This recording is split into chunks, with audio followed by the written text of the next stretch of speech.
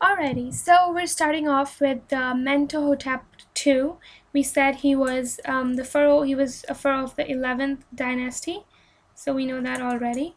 He unified. Now the important things that he did: unified Upper and Lower Egypt. Okay, so that is important. Established capital at Thebes. So we know that the Middle Kingdom is now at Thebes, right? So here's the capital, Thebes. Um, Reinstates office vizier. So we first talked about the concept of vizier in the Old Kingdom when Djoser appointed Imhotep, who was a great smart person, as his vizier and also helped him build the step pyramid at Saqqara. This is office. He reinstated this concept. So again, this reflects back to our stability factor that we were talking about before. Organization, things starting to come back on track. Now, the major political concerns of Middle Kingdom. What kind of things did rulers of the Middle Kingdom have to deal with? They had this first problem of unifying Egypt, which this guy checked off already, completed already. Reestablished control over Nubia, and this should say Nubia. So again, Nubia is in our scene again. And Nubia is important because it has ivory, incense, ebony, gold, exotic animal skins, and slaves. So Nubia is a rich land. You had to reestablish and extend influence in Near East.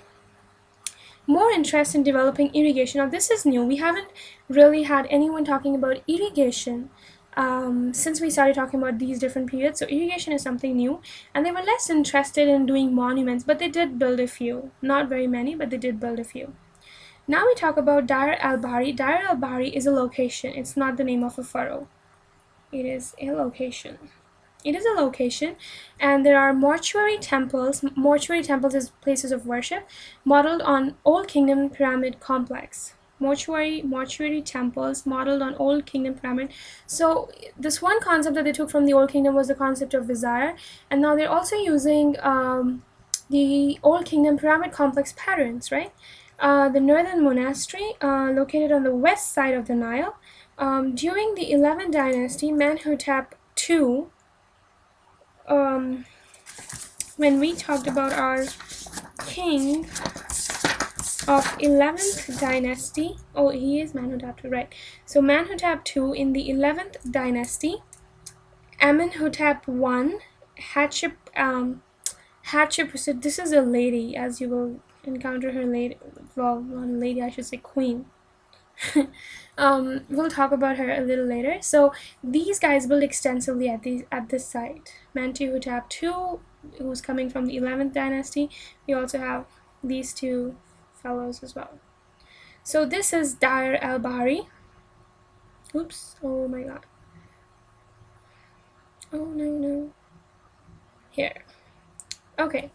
Now Amenmhet-1.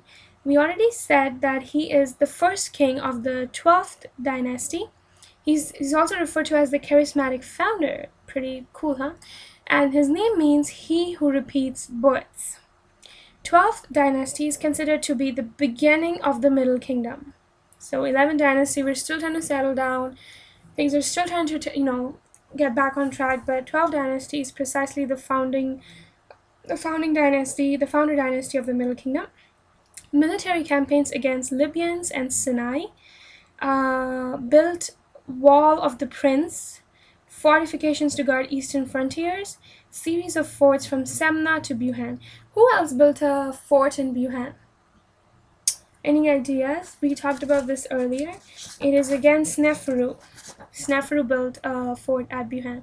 And who was also responsible who traded with Sinai as well in the Old Kingdom? Sneferu. So all our answers are Sneferu. He's from the Old Kingdom. And which dynasty is he from? Dynasty 4. Okay. Alright, so Middle Kingdom pyramids. Now there are, like we said already, that they were not interested in monuments, so the construction was of inferior standard, built on rock outcrops with rubble core. They're obviously not well preserved, and some tombs had caches of jewelry, so some wealth, I guess.